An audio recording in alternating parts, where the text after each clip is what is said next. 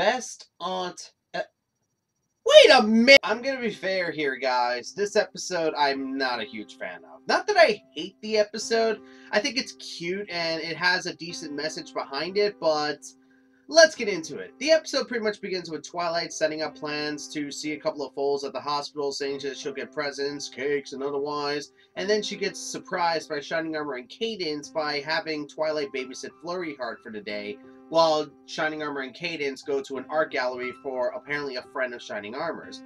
What ends up happening is that as Twilight is taking care of Flurry Heart, she's losing time on her schedule that Spike painstakingly reminds her of, to the point that she ends up being late. She ends up in various bad situations because of Flurry Heart and her being so disorganized and otherwise, and just basically it just all goes all over the place, especially considering the fact that Flurry Heart is now not only able to use magic, including teleportation, shield spells, and otherwise, but she's also able to fly around like a freaking pro. Okay, I've said this before during my Baby Cakes vlog video, I'm gonna say this again. Seeing a baby character being able to fly like a pro and use magic like a pro at such a young age is kind of unbelievable. I hate to say it like that. I know many people have told me that there is some merit to the idea of babies having natural talent in something or unrefined talent in something, but the biggest problem that I have towards that is just it's a little unbelievable that a beginner is better than a pro because of that unrefined ability. Nitpick, I know, but it's one that kind of was making it hard for me to enjoy the episode fully. And also, the episode itself was so predictable as well. Now, don't get it twisted. As I've said before, predictability is not a bad thing as long as it's interesting. And like I said, this episode is cute. It's just that it's so super predictable. We know where this episode's going to go. It's going to go to the, oh, we shouldn't bite off more than we should chew. We should have more clarity within each other. We shouldn't do these sporadic plans out of nowhere kind of idea that we've seen so many times, not only within this show, but in other forms of media.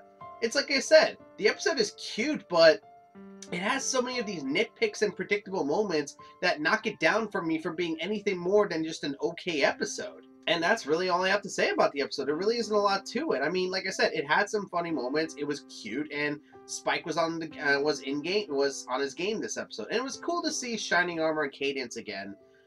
But all in all, what do I think about this episode? It's very simply put, it's a cute episode, yes, but it's a very predictable and a little, what's the best word? Not impressive. Like, it's very unimpressive, this episode. It's very much a slice of life episode, but one that we've seen before and one that we could have done without, if I'm being fair. I feel like if they wanted this concept to work, they should have maybe changed a couple of ideas, because with the way it's structured, with the way Flurry Heart was, I mean, like I said, being able to fly and use magic like a pro and otherwise, it kind of just makes everything seem unbelievable. And like I said, the message itself is, while a good one, very predictable. So all in all, it's an okay episode, not one that I would go back to anytime soon. And that's my speed impressions on A Flurry of Emotions.